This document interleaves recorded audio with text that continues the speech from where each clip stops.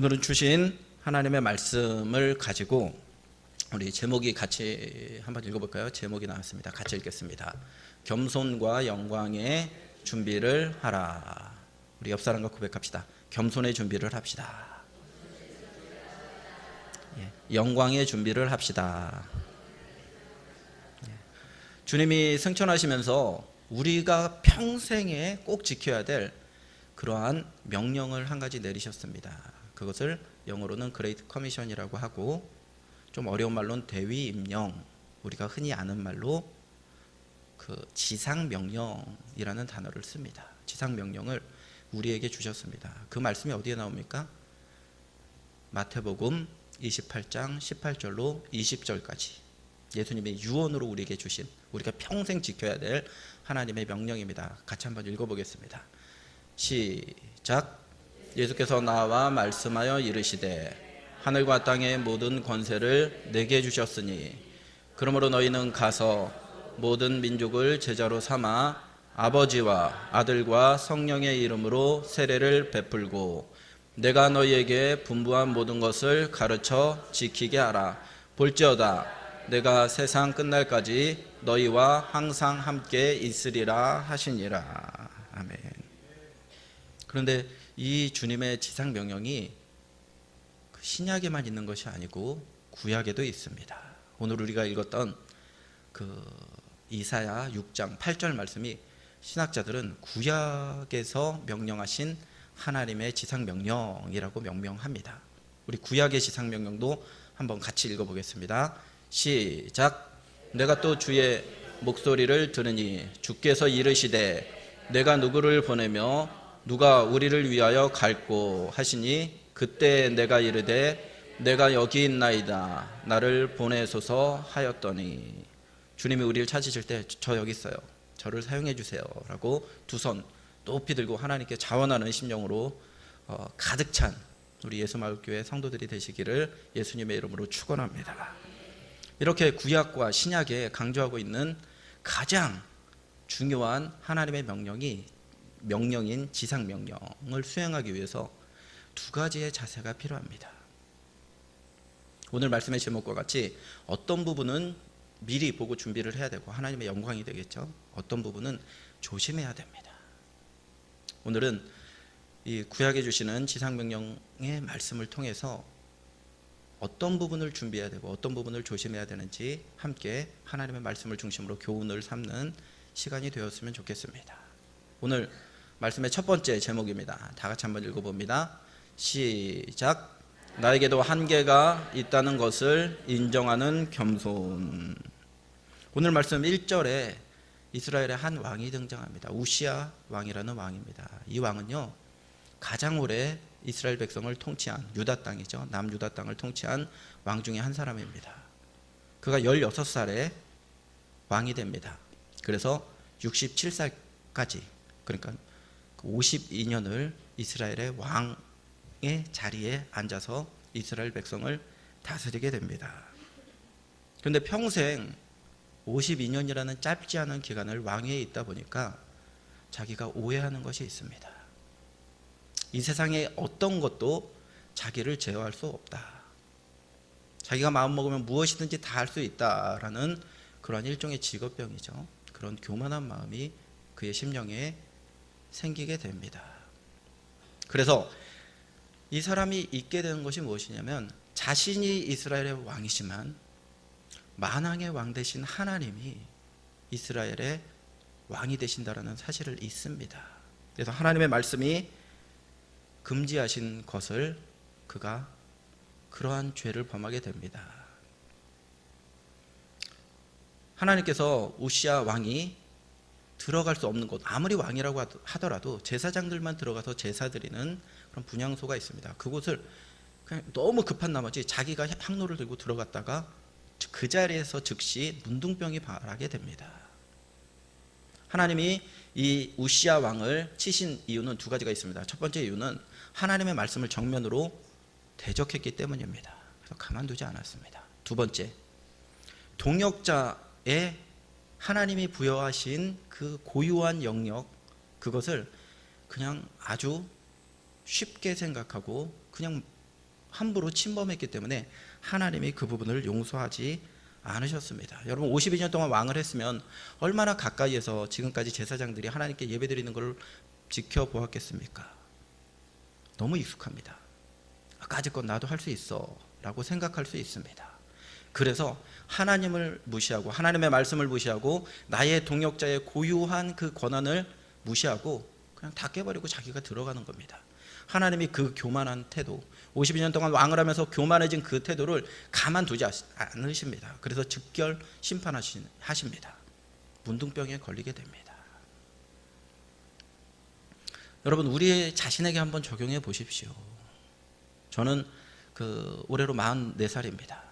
중학교 때 방황하느라고 2년 반을 교회를 안 다녔습니다. 그때 어머니가 신당 제일교회 시절인데요. 신당 중앙인가요? 제일인가요? 네, 제일 맞죠? 네. 시절인데 저기 2층, 지금은 그릇 파는 가게로 변했더라고요. 거기에 주일마다 저를 데려가려고 얼마나 기도하고 노력했는지 모릅니다. 네, 저는 뭐 그렇게 많이 속상하게 만들었죠. 그러다가 하나님이 그때 범한 죄를 조금이라도 갚으라고 이 자리에 세워주신 것 같습니다.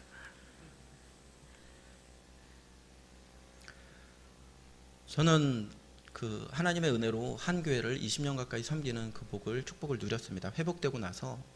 그런데 한 교회 오래 섬기다 보니까, 사역자로 오래 섬기다 보니까 어디에 그릇이 몇 개 있고 뭐 그런 걸 다 알겠어요. 너무 익숙합니다. 그런데 너무 오랫동안 한 교회를 섬기다 보니까 제 안에 무슨 부작용이 생기냐면 동역자에게 무엇을 맡겨놓고 너무 답답한 거예요. 일 처리하는데 너무 늦게 하고 너무 좀 허술하게 하는 것 같고 부족한 것 같고, 아유 그냥 내가 너한테 맡겼느니 내가 해버리는 게, 내 몸이 부서져라도 내가 하는 게 낫다라는 교만한 마음이 제 마음속에서 스물스물 올라옵니다. 여러분 혹시 사역을 감당하다가 이 교회에서 오래 사역하면서 또 오래 어떤 사명을 감당하면서 제 마음속에 그러한 마음이 올라옵니까? 여러분 하나님의 말씀이 주시는 알람입니다. 조심해야 됩니다. 하나님께서는 내가 그 일을 잘하는 건 아십니다. 그런데 내 머리로 도무지 충량할 수 없는 그 이유 때문에 동역자에게, 너무 부족해 보이는, 너무 안일해 보이는, 기도도 나보다 덜하는 것 같은 그 사람에게 그 직분을 맡겨주셨습니다. 그것을 존중해야 됩니다. 하나님은요 조금 부족하더라도 아름다운 팀워크로 교회가 하나님의 몸으로, 예수 그리스도의 몸으로 지어져 가기를 너무나 기뻐하십니다. 제가 말씀을 준비하다가 오래전에 봤던 한 기사가 생각이 났습니다. 전주에 한 동물원이 있습니다. 여러분 동물원에 가면은 특별히 맹수우리를 가면은 이렇게 사람들이 볼 수 있게 만들고 그 가운데 큰 웅덩이가 있습니다. 그리고 대부분 맹수들을 잘 보게 하기 위해서 맹수들이 있는 곳은 조금 낮은 곳에 이렇게 위치해 있습니다. 그리고 사람과 맹수 사이에 큰 웅덩이가 있는데, 그리고 그 맹수우리에는 곰, 사자, 호랑이 이런 것들을 이렇게 벽 하나를 두고 같이 전시를 하는 경우가 많이 있습니다. 같이 이렇게 살아가고 있습니다. 근데 전주에서 한 번은 사자에게 먹이를 주는데 사자가 너무 배가 고팠는지 흥분한 나머지 그 울타리를 뛰어넘어서 가운데 있는 웅덩이에 빠지게 됩니다. 그런데 평소에는 한 번도 호랑이가 사자 얼굴을 본 적이 없습니다. 그런데 뛰쳐나온 그 사자의 모습을 보고 호랑이도 흥분을 합니다. 그래도 웅덩이에 같이 뛰어내려요. 싸우려고. 두 맹수가 붙습니다. 그런데 사자는 숫사자입니다. 몸무게는 2배가 많이 나가고요. 그리고 몸 길이도 1.5배가 더 나갑니다. 맹수와 맹수가 붙었습니다. 결과는 불행하게도 저는 호랑이가 더 좋거든요. 사자보단. 아무래도 우리 민족은 호랑이가 더 가깝지 않습니까? 호랑이를 응원했는데 불행하게도 호랑이가 사자에게 물려 죽습니다. 제가 호랑이라면 그런 생각을 해봤습니다. 저는 저보다 등치가 큰 그 동물이랑 싸울 때 내가 내려가서 이길 수 있을까? 내가 그 정도로 빠를까? 내가 그 정도로 주먹이 셀까? 혹시 안 되면은 도망갈 구멍은 있나? 이런 거 따져보겠습니다. 그런데 호랑이 사전에는 후퇴라는 단어가 없습니다. 그냥 뛰어내립니다. 자기가 죽건 말건, 위험하건 말건 뛰어내립니다. 그래서 이 기사를 읽고 나서 호랑이의 습성이 너무나 궁금했습니다.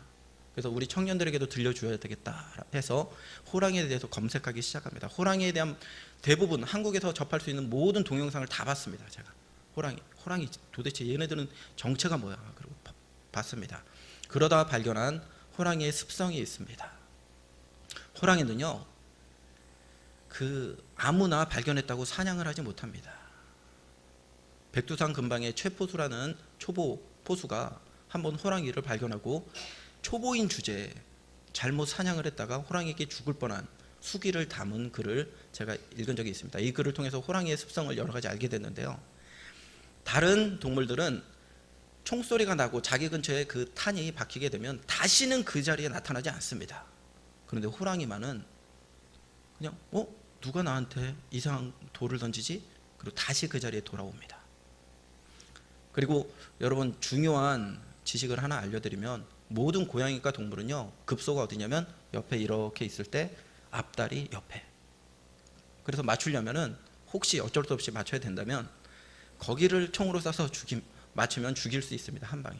집에 고양이가 말 안 됐습니까? 여기를 이걸로 한 대 때리면 우리에게 순종합니다. 그 친구들이. 하여간 거기를 맞춰야 되는데 한 번에 맞추지 못하면은 사냥꾼과 사냥감이 뒤바뀌게 됩니다. 다른 동물들은 다 도망가는데 호랑이는 감히 누가 나한테 총을 쏴? 급소를 피해서 다른 곳에 맞더라도 피를 질질 흘리면서 다시 돌아옵니다. 숲속에서 호랑이 발견하는 건 불가능한 일입니다. 그래서 최고의 사냥꾼은, 역사적으로 보면 최고의 사냥꾼은 나는 호랑이를 잡은 사냥꾼이야. 그러면 사냥꾼 중에 최고 레벨로 칩니다. 호랑이는 후퇴가 없어요. 뿐만 아니라 호랑이가 얼마나 대단한 존재냐면, 사냥꾼들이 키우는 전문 사냥개들이 있습니다. 이 사냥개들도 호랑이 냄새를 맡게 되면 그 자리에 앉아갖고 움직일 생각을 안 합니다. 끙끙끙끙 대면서. 그러한 사실을 알게 됐습니다. 그리고 덫에 걸렸을 때도 다른 동물들은 막 몸부림을 앞으로 갔다 뒤로 갔다 어떻게든지 살려고, 그러다가 몸의 일부가 잘려나가고 겨우 장애를 입고 살아나는 그런 야생동물들이 있습니다. 근데 호랑이는 안 그래요. 호랑이는 목에 올무가 걸리면 감히 내가 가는 길을 누가 막어? 그리고 자기가 질식을 하건 말건 앞으로 걸어나가다가 죽고 맙니다. 그게 호랑이입니다. 여러분, 우시야 왕은 52년 동안 적어도 백성 가운데서, 이스라엘 백성 가운데서 호랑이와 같이 살았습니다. 그러다 보니까 하나님의 말씀이 너 거기에서 멈춰야 돼. 너의 제한은 거기까지야. 너 위에 이스라엘을 다스리는 하나님 왕이 계셔. 라는 그 사실을, 그 기본적인 사실을 잊게 됩니다. 하나님의 말씀이, 하나님의 율법이 금지한 그러한 범죄를 하게 됩니다. 그래서 하나님이 치시는 것입니다. 여러분, 믿음이란, 겸손이란 내 위에 하나님이 계시다. 내 인생을 내가 주관하는 것이 아니라 내 인생의 주인은 하나님이 되신다. 내 인생의 왕은 하나님이 되신다라는 이 사실을 인정하는 것이 바로 믿음입니다. 여러분, 내 인생 내 마음대로 살 거야 라고 이야기하는 것만큼 교만한 사람은 없습니다. 하나님 앞에서 하나님이 사명, 지상명령을 우리에게 허락해 주셨는데 평생 이 직분을 우리가 감당하게 될 터인데, 하나님 앞에서 겸손함으로 죽기까지 충성하는 하나님의 귀한 복된 종들이 되시기를 예수님의 이름으로 축원합니다. 오늘 말씀의 두 번째 주제로 넘어가도록 하겠습니다. 다 같이 한번 읽어볼까요? 시작. 주님의 영광을 먼저 체험하라. 오늘 본문의 배경이 되는 역사적인 사건은 우시야 왕의 죽음입니다. 우시야 왕이 말년에는 이렇게 하나님 앞에 큰 범죄를 해서 문둥병이라는 참 수치스러운 병으로 격리되었고 그렇게 죽어갔습니다. 역사에서 사라져 갔습니다. 그런데 이 우시야 왕은 정말로 하나님 앞에서 대단한 왕이었습니다. 마지막만 조금 용두삼이었는데 그의 전 생애를 보면 이스라엘을 부강하게 만들었습니다. 강력한 나라로 만들었습니다. 잘 살게 만들었습니다. 그리고 하나님의 말씀을 지키기 위해서 우시야의 개혁의 내용들이 여러 가지 있습니다. 다음 시간에 한번 살펴보도록 하겠습니다. 여러 가지 개혁을 합니다. 종교 개혁을 합니다. 그래서 하나님의 말씀은 우시야를 선한 왕으로 인정을 합니다. 이스라엘은 세 가지 종류의 왕이 있습니다. 지난 시간에 말씀드렸는데 혹시 기억나시는지 모르겠습니다. 이스라엘에는 선한 왕이 있습니다. 그리고 악한 왕들도 있었습니다. 그리고 극악무도했던 왕들도 있습니다. 그런데 이 우시야 왕은 선한 왕이다라고 하나님의 말씀이 칭찬하는 사람이었습니다. 한번 증거를 찾아봅니다. 역대하 26장 4절 말씀 다 같이 한 목소리로 읽습니다. 시작. 우시야가 그의 아버지 아마샤의 모든 행위대로 여호와 보시기에 정직하게 행하며, 그는 이렇게 선한 왕이었습니다. 나라를 부강하게 만들었습니다. 유능했습니다.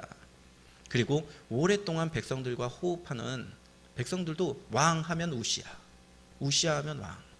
저는 초등학교 1학년 때 박정희 대통령이 그 서거를 했거든요. 그런데 길가 지나다가 경찰들이 오는 모습을 봤어요. 제가 학교 등교하면서. 그 국민이랑 뭐 그 사람이 잘못한 것도 있고 잘한 것도 있지만 그만큼 친했던 거죠. 10몇 년 동안. 근데 52년을 친했던 통치자가 죽은 겁니다. 이제 나라는 위기에 빠진 겁니다. 지도자의 부재입니다. 그래서 하나님의 사람 이사야는 하나님의 성전에 들어가서 나라를 위해서, 시국을 위해서, 민족을 위해서 간절하게 하나님 앞에 기도하고 있습니다. 그때 하나님의 말씀이 이사야에게 임해서 그를 위로합니다. 인간인 왕, 언젠가는 죽을 운명을 가진 그 인간 우시야는 죽었어. 하지만 영원히 죽지도 않고 너희에게 관심을 끊지도 않고 여전히 너희와 함께하는 만왕의 왕인 내가 있잖아. 그 말씀을 하시는데 그 약속의 증거로 하나님이 보여주시는 형상이 있습니다. 1절 말씀, 이 배경을 가지고 한번 읽어봅니다. 시작. 우시야 왕이 죽던 해에 내가 본즉 주께서 높이 들린 보좌에 앉으셨는데 그 옷자락은 성전에 가득하였고. 이사야가 주님을 배웠다는 기사입니다. 나라는 정치적으로 위기를 맞았습니다. 그래서 걱정할 수밖에 없습니다. 영적인 지도자인 이사야는 하나님 앞에 기도할 수밖에 없습니다. 그런데 하나님은 그 응답으로 하나님의 영광을 보여주십니다. 여전히 이스라엘 백성 가운데, 이스라엘의 믿는 자들 가운데 함께 계신 하나님의 영광이 이스라엘의 소망의 이유가 된다는 거예요. 우시야라는 인간 왕, 그가 건강하고 그가 살아있고 그가 노련하고 그런 어떤 한 사람에 의해서 하나님의 나라가 세워지기도 하고 무너지기도 하는 그 연약한 기반 위에 하나님의 백성들을 두지 않겠다라는 뜻입니다.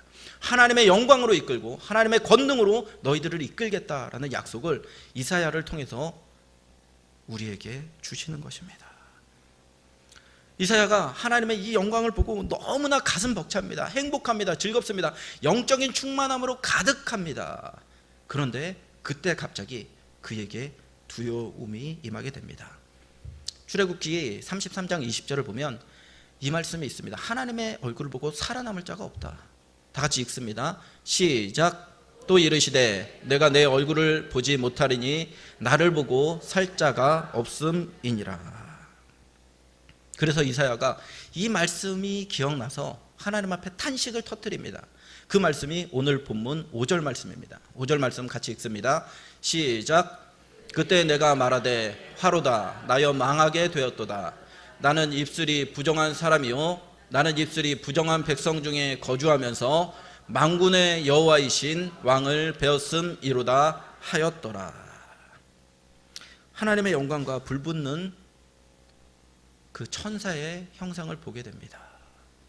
이제 죽는 일만 남았습니다. 왜냐하면 선지자는 입술로 하나님의 말씀을 대언하는 사람입니다. 자신의 주특기, 자기가 주로 사용되는 그 은사, 그 통로를 통해서 또한 죄도 많이 범합니다. 입으로 하나님의 말씀을 선포하는 목사가 입으로 실수 많이 합니다. 그래서 여러분들이 여러분의 목자들을 위해서 기도할 때, 그리고 저 같은 말씀 전하는 목사를 위해서 기도할 때, 하나님의 종들을 위해서 기도할 때 꼭 입술의 은혜를 달라고 기도해 주셔야 됩니다. 그것을 깨달은 이사야가 이제 난 죽을 수밖에 없구나, 이제 망했다, 하나님 앞에 하나님의 말씀의 처분을 기다리면서 바짝 엎드립니다. 이제 죽음을 기다립니다. 그런데 죽지 않습니다. 그런데 이 죽지 않은 이유의 실마리를 사실은 1절에 하나님의 말씀이 감춰두었습니다. 1절에 보면은 보통 구약에서 하나님을 부를 때 쓰는 단어가 제호바라는 특별한 단어입니다. 그런데 1절에 나오는 주님은 제호바가 아니고요, 특수한 단어를 사용했는데 우리가 잘 아는 아도나이라는 단어를 썼습니다. 이 단어는요, 구약에서 사용될 때 인자와 같은 분, 그러니까 다니엘과 세 친구가 풀무불에 들어갔는데 인자와 같은 분이 같이 계셨죠. 그때 인자와 같은 분, 그분이 바로 아도나이입니다. 뿐만 아니라 창세기를 보면은 창세기 18장에 아브라함이 그 소돔을 멸하러 가는 그 하나님의 사자들 중에 인자와 같은 분을 봅니다. 이때도 등장하는 분이 아도나이입니다. 야곱이 사닥다리 베델에서 브니엘에서 하나님 앞에 기도하면서 천사와 씨름할 때 그 야곱을 축복했던 여러분, 천사는 우리를 감히 축복하지 못해요. 그런데 야곱을 축복했던 그에 대해서 주님이라고 야곱이 표현합니다. 그때도 아도나이입니다. 1년에 한 차례씩 대제사장이 지성소에 들어가서 휘장을 지나 지성소에 들어가서 예배를 드리다가 조금이라도 죄가 있으면 죽습니다. 하나님의 영광 가운데. 그런데 구약에서 하나님의 가장 큰 영광 되신 성자 예수님의 모습을 볼 때 죽지 않았습니다. 이미 성육신하실 그 예수님이 미리 현현해 주십니다. 그래서 이 단어를 볼 때 예수님이었기 때문에 죽지 않았구나라는 사실을 우리가 생각할 수 있습니다. 뿐만 아니라 그분이 어디에 계십니까? 1절을 보면 보좌 위에 앉으신 분. 이거는 성경에서 보좌에 앉으신, 하나님의 보좌 우편에 앉아 계신, 그리고 요한계시록 4장을 보면 하나님의 보좌 우편에서 지금도 우리를 위해서 기도하시는 그분은 예수님입니다. 구약에 예수님이 나타나셔서 그의 가장 큰 위기에, 나라의 위기 가운데 성자 예수님이 그와 함께해 주셨습니다. 동일한 고백을 다윗도 시편 110편 1절에서 합니다. 우리 다윗의 고백을 다 같이 한번 읽어봅니다. 시작. 여호와께서 내 주께 말씀하시기를 내가 내 원수들로 내 발판이 되게 하기까지 너는 내 오른쪽에 앉아 있으라 하셨도다. 아멘. 주님의 모습과 주님을 호칭하는 이 단어들 속에서 구약에 나타나신 예수님, 구약에서 보여주실 수 있는 가장 큰 영광으로 그에게 보여주십니다. 그리고 천사들이 나타나는데요, 이 왕의 마지막 모습, 우시야 왕의 마지막 모습은 교만했다면 이 천사들은 굉장히 겸손한 모습으로 하나님을 찬양합니다. 거룩하다, 만군의 여호와 찬양을 하는데 두 날개로는 얼굴을 가려요. 두 날개로는 자기의 부끄러운 몸을 가려요. 천사와 하나님이 완벽하게 창조하신 존재인데 우리처럼 죄를 짓는 존재도 아닌데 자신의 부끄러운 얼굴과 몸을 가립니다. 그리고 두 날개로만 나는 사역을 감당합니다. 겸손한 모습을 보여주는 겁니다. 그런데요, 그 천사가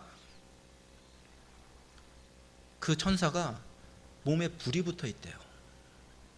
이 스랍이라는 종류의 천사인데 그 스랍이라는 종류의 천사는 그 히브리어 샤라프라는 단어에서 왔습니다. 근데 이 샤라프라는 단어는 불붙다, 영어로는 번이에요. 버닝이라는 뜻을 가지고 있습니다. 근데 한 신학자가 이것을 굉장히 영적으로 해석을 했습니다. 제가 한번 읽어드리겠습니다. 저들이 하나님에 대한 사랑과 하나님의 영광에 대한 열정, 죄에 대한 증오로 불타고 있었다. 하나님에 대한 그 하나님 영광에 대한 열정, 그리고 죄를 미워하는 그 증오감, 거룩한 증오감이죠. 그걸로 인해서 불타는 심정을 가지고 하나님을 찬양하고 있습니다. 하나님께서 천사에게 일을 맡기실 때나 우리에게 어떤 일을 맡기실 때 반드시 먼저 선행해서 해주시는 일이 있습니다. 하나님의 영광을 먼저 보게 하십니다. 하나님의 영광으로 채움받기를 하나님이 원하십니다. 그래서 우리가 아무리 크고 작은 일을 교회 안에서 교회 밖에서 맡게 될 때에 하나님의 사람으로서 우리가 서 있게 될 때에 반드시 우리가 준비해야 될 것이 있습니다. 사역 이전에. 그것은 하나님의 영광으로 우리 자신을 채우는 것입니다. 여러분, 교회에 지금 건축하고 있습니다. 교회를 위해서, 건축을 위해서 우리가 기도할 때마다 하나님 좋은 악기가 들어오게 해주세요. 좋은 자재가 들어오게 하세요. 하나님 환경 호르몬 안 나오는 그런 좋은 자재 이렇게 시공하게 해주세요. 여러 가지 기도해야 됩니다. 구체적으로 기도하는 것 믿음입니다. 그러나 가장 먼저 우리가 생명을 걸고 기도해야 될 것은 하나님 이 공간이 하나님의 영광으로 가득 찬 공간 되게 해주십시오 라고 기도해야 됩니다. 이 공간을 통해서 하나님의 쉐키나의 구름이 강력하게 임재하여서 이곳에 들어오는 사람들이 거룩한 두려움으로 벌벌 떨고 하나님 앞에 자신의 죄를 회개하고 하나님의 영광 앞에 부복하는 그 영광을 주십시오. 어느 때 그러한 일이 일어납니까? 이사야가 백성의 어려움, 나라의 위기 가운데 하나님 앞에 바짝 엎드릴 때 하나님은 당신의 영광으로 그 성전을 채워주십니다. 그러한 축복이 예수마을 교회 가운데 흘러넘치기를 원합니다. 우리가 마을에 나가서 마을과 소통하기 이전에, 마을이 교회가 되고 교회가 마을이 되기 이전에 반드시 해야 될 것은 먼저 하나님 영광 봐야 됩니다. 하나님의 영광을 보기 위해서 몸부림쳐야 됩니다. 오래전에 10년 전에 20년 전에 내가 청년 때 봤던 하나님의 그 영광 가지고 평생 써먹지 마십시오. 오늘 우리에게 맡겨주신 그 사명을 위해서 하나님은 오늘의 영광을 준비하고 계십니다. 그 영광을 사모하는 하나님의 백성들 되기를 예수님의 이름으로 축원합니다. 말씀의 결론 맺겠습니다. 기억하셨으면 좋겠습니다. 말씀의 결론은 전 한 3분 맺을 거니까 너무 왜 이렇게 결론이 길어 이렇게 생각하지 마십시오. 우리가 하나님 앞에서 평생 하나님이 맡겨주신 지상명령을 감당하기 위해선 한 가지를 조심해야 됩니다. 무엇이냐면 교만해지는 겁니다. 내가 맡은 사명만 중요해. 나는 하나님을 위해서 뭐든지 할 수 있어. 하나님의 말씀이 금지하는 것까지도 난 할 수 있어 라는 호랑이와 같은 마음, 우시아와 같은 마음, 그 마음이 들 수 있습니다. 그런데요, 하나님은 예수 그리스도의 몸된 교회가 그렇게 일하는 것을 원하시지 않아요. 어떤 한 사람에 의해서 좌우되는 것 원하지 않으십니다. 아름다운 팀워크로 서로를 사랑하면서 부족해 보이지만, 느리지만, 거추장스러운 것 같지만 그렇게 아름답게 사명을 감당하는 것을 하나님은 원하십니다. 여러분, 세계에서 가장 인기 있는 스포츠가 있습니다. 구기 종목이 있습니다. 미국에서 아메리칸 풋볼입니다. 저는 그게 미국에서 가장 인기 있는 스포츠가 족구가 되기를 기도하고 있습니다. 저 족구 사랑하거든요. 제가 족구가 예체능에 방송되게 해달라고 오래전부터 기도했습니다. 예전에 농구편 때부터, 2년 전부터. 근데 요즘에 예체능에 방영되고, 어제는 우연히 또 그 사람들을 만났습니다. 강호동이랑 같이 악수도 하고. 제가 그런 목사입니다. 네. 어쨌건 그런데 이 아메리칸 풋볼, 제가 하와이에 2달간 있었는데요, 그동안 아메리칸 풋볼을 하는데 모든 시내의 시스템이 다 정지해요. 집집마다 모여갖고 우리가 월드컵 보듯이 2002년도에 막 그렇게 하고 있더라고요. 제가 그 장면을 보고 참 신기하다. 그럴 정도로 이 사람들이 열광합니다. 근데 이 인기 많은 종목에서 지금도 깨지지 않는 기록을 가진 팀이 있습니다. 그린베이 패커스라는 팀인데 1960년대에서 70년까지 승률이, 경기에 나갔다면 이기는 그 승률이 75%입니다. 여러분 놀라지 않습니까? 프로 경기에 나가서 붙었다면, 그래서 다른 팀이 그 팀이랑 붙을 땐 그냥 비기기만 해도 그냥 우린 성공한 거야, 그러고 질 생각하고 나가는 그런 팀입니다. 그런데 이 팀을 20년 동안 이끌었던 빈스 롬바디라는 전설적인 감독이 있습니다. 그가 이제 은퇴를 하게 됩니다. 은퇴를 하면서 기자들이 구름대처럼, 여기 모인 성도들처럼 구름대처럼 모여들었습니다. 그래서 그 승리의 비결을 묻습니다. 어떻게 하면 그렇게 20년 동안 75%라는 깨지지 않을 그런 기록을 세웠습니까? 이렇게 인기 있는 스포츠에서. 그러자 그가 3가지를 이야기합니다. 첫째, 개인기입니다. 팀워크입니다. 선수들의 개인기와 팀워크가 있을 때 그 팀은 좋은 팀이 될 수 있습니다. 그리고 둘째, 개인기와 팀워크를 가진 선수들이 동일하게 있다면, 저 같으면 이런 말 못할 것 같은데, 감독이 중요합니다. 그러니까 무슨 말입니까? 내가 잘나서 우리가 20년 동안 이렇게 이긴 거예요. 이 형제가 겸손하도록 우리가 기도할 필요가 있습니다. 네, 어쨌건 그럽니다. 그리고 마지막 3번째, 훌륭한 감독이 있고 뛰어난 선수가 있고 좋은 팀워크가 있다면 마지막 3번째가 그 팀의 성패를 좌우합니다 라고 얘기합니다. 이제 모든 기자들의 관심이 집중됩니다. 그런데 예상 못했던 답이 나옵니다. 3번째 요소가 중요한데, 3번째 요소는 사랑입니다. 스포츠에서 사랑? 그러더니 이렇게 설명합니다. 이 아메리카 풋볼은, 우리가 럭비라고 알고 있죠. 아메리카 풋볼은 신체 접촉이 많은 운동입니다. 만약에 내 몸 하나 힘들다고 내가 내 맡은 역할을 다 감당하지 않으면 내 동료 폴의 다리가 부러집니다. 허리가 부러집니다. 크게 다칠 수 있습니다. 사랑하는 동료를 보호하기 위해서는 무엇이든지 할 수 있고, 사랑하는 동료가 터치다운하고 성공하고 서치라이트를 받도록 하기 위해서는 무슨 희생이든지 감수할 수 있는, 서로 사랑하는 팀이야말로 강력한 팀이 될 수 있습니다. 여기에서 제가 무릎을 탁 치면서, 하나님, 예수마을 교회가 이런 교회가 되게 해주십시오. 내가 성공하고 내가 하나님 앞에 축복받고 내가 서치라이트를 받아서 무대 위에 올라가서 많은 사람에게 칭찬을 받는 것도 기쁘지만, 나의 동료가 나보다 전혀 나을 것도 없는 것 같은 그 사람이 성공하고 그 자녀가 성공하고 그 자녀가 좋은 대학에 가고 좋은 직장에 가고 내 며느리보다 더 예쁜 며느리와 결혼을 하고 그래도 기뻐하는 것, 그게 아름다운 동역이고 아름다운 팀워크입니다.